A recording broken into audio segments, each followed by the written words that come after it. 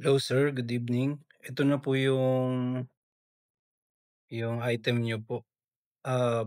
Pampintura 'to sir ng sasakyan o kaya yung sa mga, paint parts ng motor. Bale 'pag nilagay niyo po ito, spray niyo muna, ikalat, tapos wait lang po kayo ng mga 5 to 10 minutes, ta's saka niyo po pasadahan ng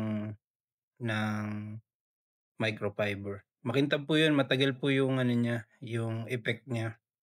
Tapos kung sakaling ano, kunyari lumipas yung mga 3 to 5 days, puwede niyong i-retouch, apply-apply lang ng konti. Matipid po 'to sir, ito gamit ko sa sasakyan ko.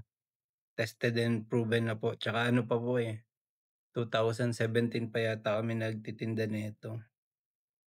Ayan, ito na po siya, na-prepare ko na po. Nag-aantay na lang po ako ng reply niyo kung ibo-book ko kasi ngayong gabi parang nag 200 plus yung shipping ng ano, Lalamove. Replyan niyo lang po ako.